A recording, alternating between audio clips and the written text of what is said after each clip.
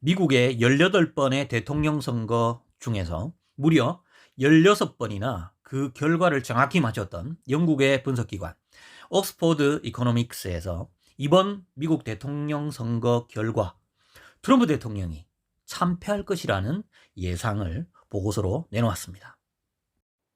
불과 6개월 전인 2019년 11월에 내놓았던 옥스포드 이코노믹스의 예측 보고에서는 트럼프 대통령이 무난히 재선에 성공할 것이다라는 그런 보고서를 내놓았었는데요. 이번에는 정반대의 예측 보고서를 내놓았습니다. 이유는 간단하죠. 바로 코로나19 때문에 미국의 경제가 극도의 침체로 접어들었기 때문입니다.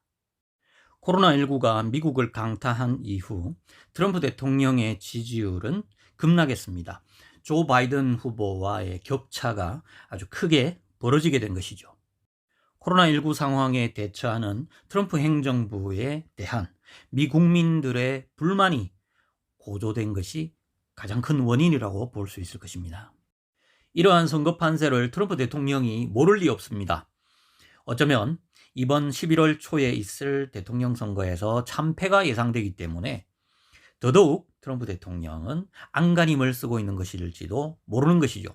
대표적인 사례가 바로 중국 때리기일 것입니다. 과도하다 싶을 정도로 중국에 대하여 대단히 공격적이고 대단히 좀 무례한 그런 발언까지도 쏟아 내놓고 있죠. 미국민들의 관심을 외부로 돌리기 위한 그런 선거 전략의 일환이다라는 그런 분석이 지배적입니다. 이뿐만 아니죠. 트럼프 대통령은 코로나19 백신 개발 문제와 관련해서도 독일과도 싸우고 프랑스와도 싸우는 그런 아주 이기적인 그런 모습을 보여주었습니다. 물론 이것도 선거 전략의 일환이라고 볼 수가 있겠죠. 미국민들을 우선적으로 고려하는 그런 모습을 보여줌으로써 표심을 끌어오겠다라는 그런 전략이었겠지만 위대한 미국을 꿈꾸는 일반 미국인들의 그 마음에 어쩌면 부끄러움을 주었다라는 결과, 오히려 그것이 역효과를 가져온 것은 아닌가라고도 분석해 볼 수 있을 것 같습니다. 그리고 최근에 와서는 트럼프가 전직 대통령인 오바마와도 설전을 벌이고 있죠. 4년 전에는 오바마 대통령을 비판함으로써 선거에서 재미를 봤는지 모르겠지만 이번엔 과연 오바마와 대립각을 세워서 더 표를 많이 얻을 수 있을지 그건 의문입니다.